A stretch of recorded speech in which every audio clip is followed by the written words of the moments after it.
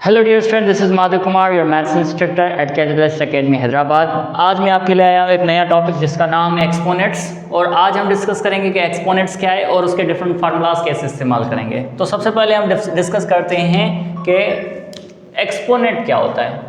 Simple हम definitions पढ़ेंगे और डेफिनेशन समझेंगे ताकि हमें फार्मूलाज या जो भी आगे चीज़ें आएंगी वो किस तरह से डील करेंगे वो पता चलेगा।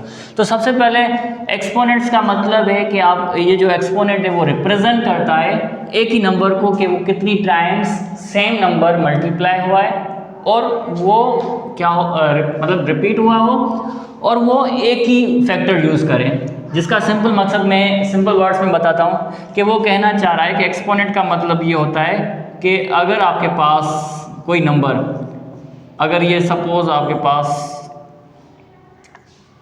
3 मतलब 2 मल्टीप्लाइड बाई 2 मल्टीप्लाइड बाई 2, तो इस तरह से आपके पास कोई नंबर है तो उसको हम लिखेंगे 2 के बेस में कि ये कितनी बार रिपीट हुआ है। फॉर सपोज आपके पास ये 4 टाइम्स रिपीट हुआ है तो हम कहेंगे इस नंबर्स का जो ये एक्सपोनेंट है। मीन्स कि हमें सिर्फ ये पता करना होता है कि कोई एक फैक्टर के ऊपर वो नंबर कितनी बार मल्टीप्लाई हुआ है तो उसको हम एक्सपोनेंट कहते हैं। और सिंपली एक्सपोनेंट का मतलब कि पावर होता है। और जब कोई भी नंबर आपके पास पावर में हो तो हम उसे जो है एक्सपोनेंट कहते हैं। तो यहाँ पर आपको आई होप ये एक्सपोनेंट का कॉन्सेप्ट समझ में आया होगा।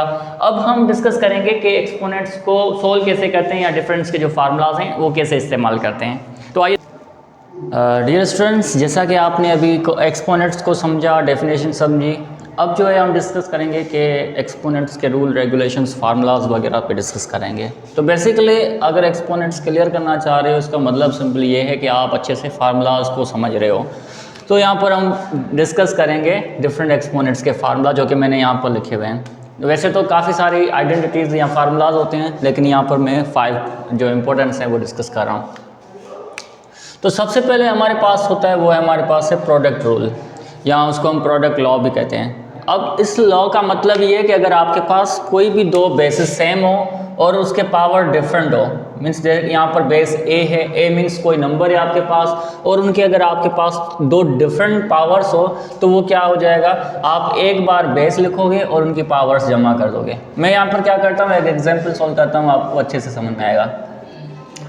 अब देखें यहाँ पर अगर मेरे पास 5 की पावर 3 होती और ये मल्टीप्लाई होता 5 की पावर 2 से, तो हम क्या लिखते हैं, हम लिखते हैं ये बराबर हो जाएगा आपका, ये बराबर हो जाएगा 5 की power 3 plus 2 which is equals to 5 की पावर 5। तो इसी तरह से अगर आपके पास कोई भी बेस सेम हो तो पावर डिफरेंट होने की वजह से हम क्या करेंगे, बेस एक बार लिखेंगे और पावर जमा कर सकते हैं।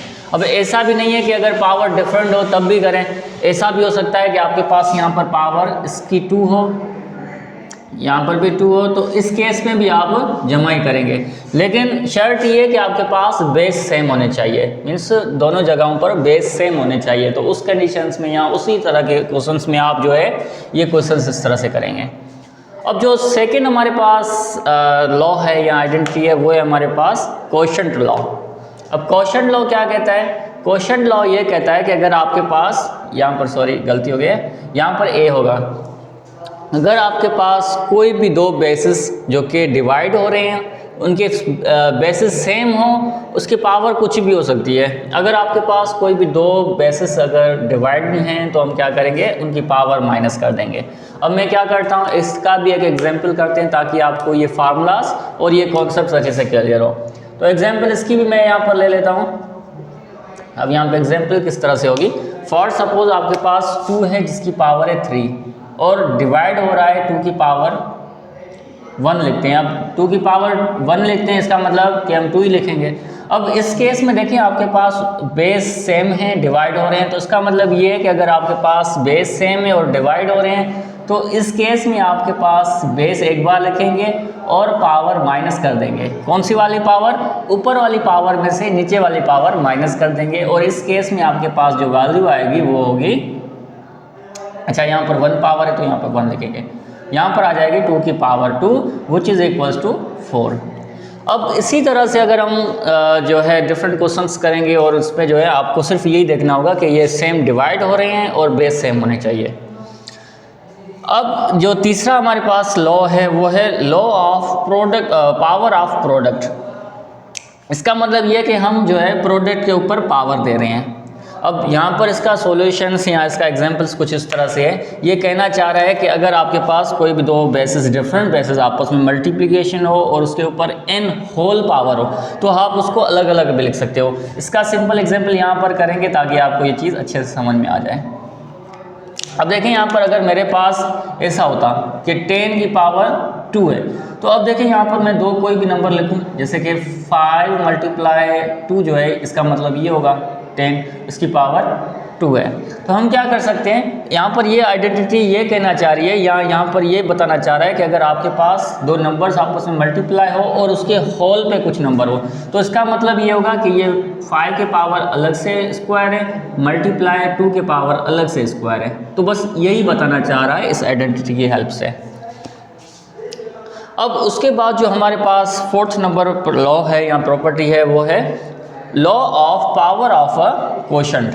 अब यहाँ पर क्या बताना चाह रहा है, यहाँ पर ये बताना चाह रहा है कि अगर आपके पास, मैंने ये गलती कर दी हर जगह पर, अब अगर आपके पास कोई भी पावर, अच्छा गलती नहीं थी, ये सही था, यहाँ पर गलती की थी मैंने, ये आपके पास b रहेगा और यहाँ पर ये b रहेगा।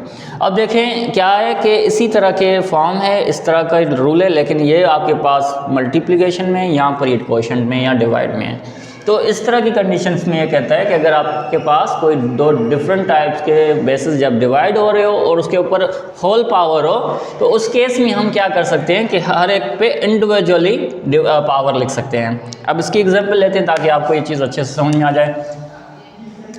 हम एग्जाम्पल के साथ ये चीज़ें समझते हैं ताकि आपको ये समझने में इजी हो। अब यहाँ पर देखें कि ये कहना चाह रहा है कि अगर आपके पास दो डिफरेंट बेसिस की पावर सेम हो, मीन्स अगर यहाँ पर देखो मैं होल पावर का मतलब ये है कि ये n जो है इसके ऊपर भी है, इसके ऊपर भी पावर है। अब मैं यहाँ लिखता हूँ कि 3/4 की पावर 2 है।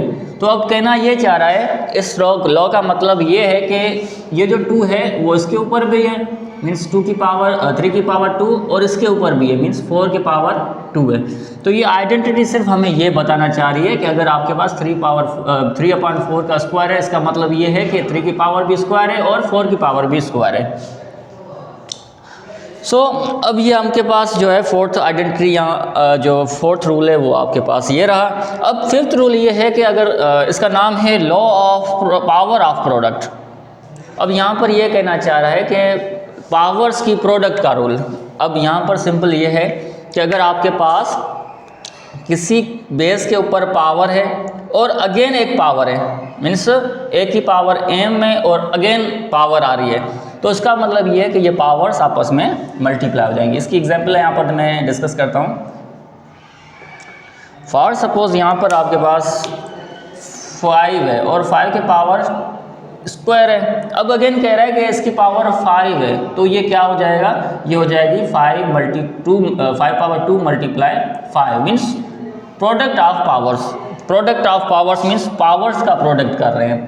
अब इस केस में क्या हो जाएगा, 5 की पावर आपके पास 10 आ जाएगी। तो अब यहाँ पर इस तरह की आइडेंटिटी से हम ये एक्सेस मिलता है। तो मैं नॉर्मली कहता हूँ कि जो पावर या कोई भी रूल्स होते हैं, इसका मतलब ये है कि हमें ये एक्सेस मिलता है, ये हमें इजाज़त मिलती है कि इसी तरह के क्वेश्चंस में आप ये आइडेंटिटी या ये टेक्निक इस्तेमाल कर सकते हो।